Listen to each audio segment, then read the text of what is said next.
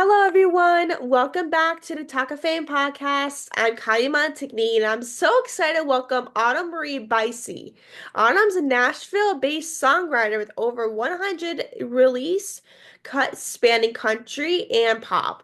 Autumn is assigned to a publishing deal with Bigger Picture Entertainment via Sony Music Publishing and has been written viral successes like Icing and Thirsty by Breland, Me or the Dawn by Tyler Braden, Magical by Twice, which was second album on Billboard, Roses by Stela Cole, Lost One Standing by Zoe Clark, Hers Ain't Not Mine by Austin Brown, Warm Body by Caleb Hearn, and Hate You the Least by Kyle Hume.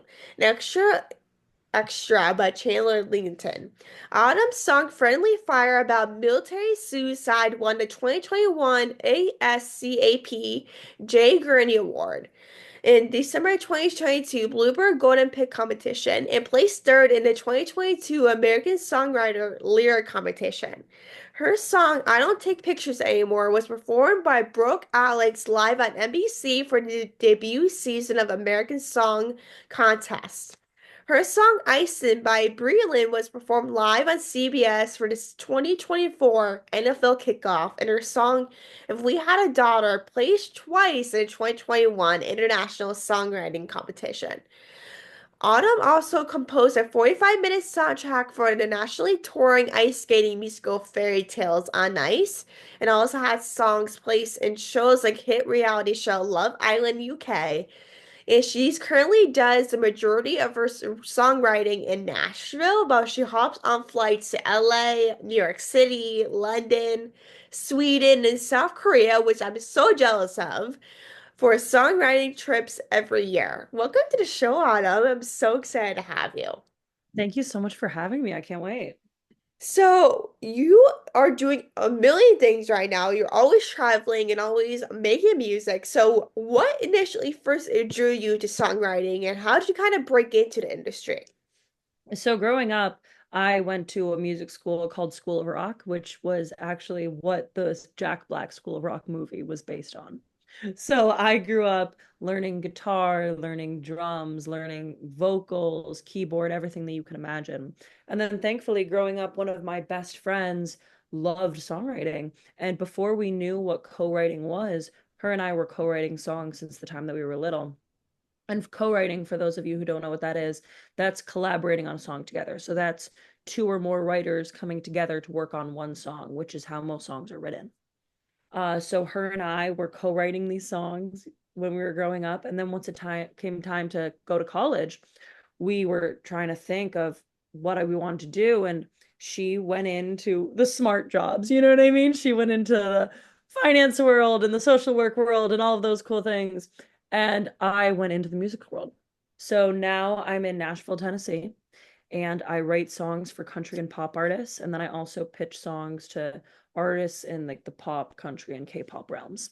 Oh my gosh. So to go back to School of Rock, like were you like there when they were filming all that or was kind of like somewhere in the mix of like after or something? So the movie was based off of the music school. So when they filmed the movie, the school had already been in place for a good bit of years before then. Oh my So we God. would go in and we had themed bands. So we would spend a couple months learning basically every song by Black Sabbath. And then the next couple months we would dive into AC/DC or we would dive into 80s pop. And it was a really great way to learn musicianship because a huge part of songwriting is just mastery at your craft and mastery at music theory and instrumental technique and layering, and all of that really pays into production and sonics and rhythmic prosody and a lot of these niche things that make Mhm. up songs.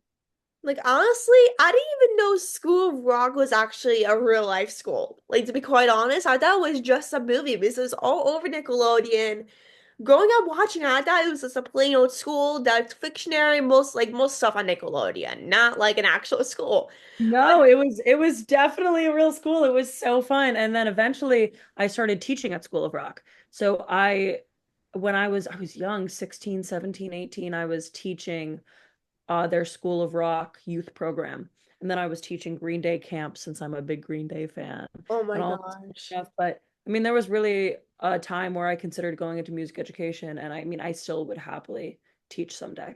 You definitely should. If you did teach a little bit of things at School of Rock, I mean, you can always just do a little mix of both of them. No, definitely, definitely.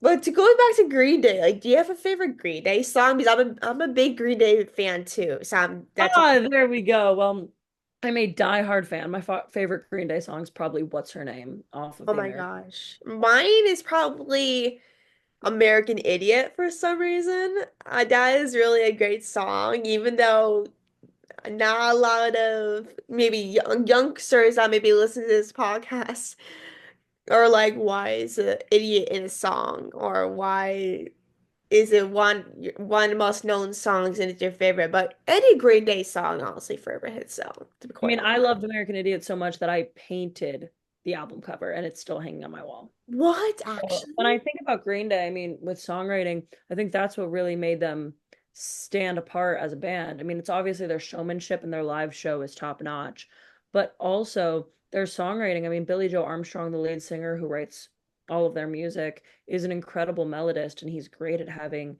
interesting titles and memorable lyrical lines and using instruments as part of the main melody in songs. So I've Hmm. taken a lot from Oh, my songwriting. yeah, and they're still as big today in 2025 than they were when they first started out. I know they're huge. I mean, I've seen them live more times than I can count, and their stadiums are always packed out, and everybody knows all their lyrics. It's Oh, I'm unbelievable. sure. One of my friends actually went to see them a few months ago. I don't know if it was like they went on tour or something a few months ago.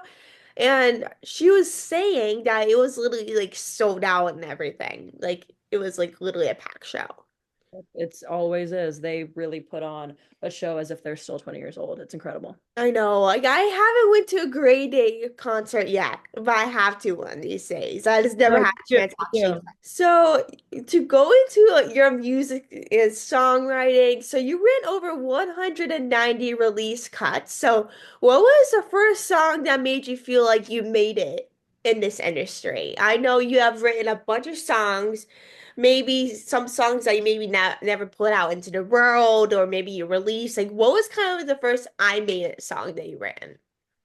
It was funny because when it comes to the idea of making it, I remember there used to be a little venue in Nashville called Belcourt Taps, and it's not around anymore, unfortunately. But it was this crappy little bar, and we would play writers' rounds there. And a writers' round is where 3 to 4 writers sit on stage and they take turns playing original music for an hour.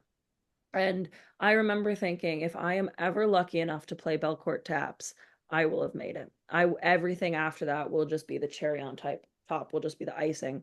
And then when I played it, I years ago, I remember thinking, I've made it. And that's so crazy because I mean, now in the past month, I've had 2 songs performed at the Opry, and I've had a song on an album that just did 1 million physical sales and all of this crazy stuff. But still, like, I felt like I made it back then at that little mini goal when I looked at that and I said, wow, if I was lucky enough to share music with people and be chosen to be on that stage, that would be the coolest thing ever. When it comes to a song that made me feel like I made it, my brain immediately goes to a song from years ago called Depends on the Friend that was by an artist called Brooke Lynn, and I wrote it with Brooke and Reagan Rousseau. And it was the first song that I ever had do any real traction online. And we filmed this funny little TikTok in my living room. And it was crazy because the video concept was my idea and the song concept was my idea and the chorus melody was my idea, and I couldn't believe that something out of my brain had translated to so many people. And then obviously Reagan came in with this incredible pre-chorus and Brooke had this incredible vocal on the song, and we all worked together. And I thought that it was wild that I was able to be around such talent and contribute so meaningfully to something that connected with so many people. So when it was doing millions and millions of views and people were reacting the exact same way that I anticipated them to react to the song, they were saying the exact comments that I thought people were going to comment on the song. I was like, okay, I think I might have a knack for this. Like especially if your song and your whole concept went viral, I'd be like, nothing's ever gonna top this anymore. No matter if I get another million copies sold or something. This TikTok video would never top anything else. I don't care if I post on TikTok anymore, let Yeah. alone Yeah. anything else. Yeah. No, you're completely right. Like, especially with TikTok literally went banned 2 weeks ago and then Yeah. came back 4 hours later. I mean, to be honest, that was the most depressing hours of my life. Oh my God, I'm dying. Like when it went banned, I was like, that's how I find most of my guests is TikTok or my inspiration. Like, how That's do you feel fun. about that though? Like the TikTok ban? So it's interesting because as a songwriter for artists, I don't release music and therefore I don't TikTok. And that being said, all of my friends TikTok, and our song success is largely dependent on that. I mean, my song Last One Standing by Zoe Clark went viral because of it. My song Hers Ain't Mine by Austin Brown, my song Easy Does It by Emily Ann Roberts. And without TikTok, we wouldn't have been able to hit these audiences and hit this reach. And I think that one of the greatest things about the TikTok algorithm is that it's really good at finding your niche of people that will appreciate your music. So there's songs that if you played them for a group of 100 random people, maybe not all of them would appreciate it or see the value in it. But there's groups of 100 people that would. So TikTok is really good at finding those sectors. Like, for example, my Last One Standing song with Zoe Clark was very much so marketed towards younger women in their 20s, late teens, or early 20s that were kind of bitter about love and relationships. And TikTok found the people that were consuming that content and then fed it to that demographic. For example, Hers Ain't Mine is completely different. It's a male country song, and it's about men that have been happily married for a while and love their wife, but think she's kind of crazy, which is most men. So Mhm. it targeted that 30, 40, 50-year-old married man demographic, which is a huge demographic, but is not the entire world, you know? Mhm. Then, for example, with Easy Does It by Emily Ann Roberts, that's completely different. That's a song for women probably in their late 20s or on into their 30s, 40s that are happily married and secure with a low drama man that they've been with for a long time, people that are in peaceful long-term relationships, which is the complete opposite demographic of Last One Standing. So TikTok does this beautiful thing of finding that demographic and really sending your song there so that it could be received as well as possible. Oh my gosh, like it's like a big thing for singer-songwriters in general, and for people that maybe have like a small business or a podcast or something. Most of their audiences come from TikTok if they post a bunch of reels, maybe once or twice a day or a couple times a week.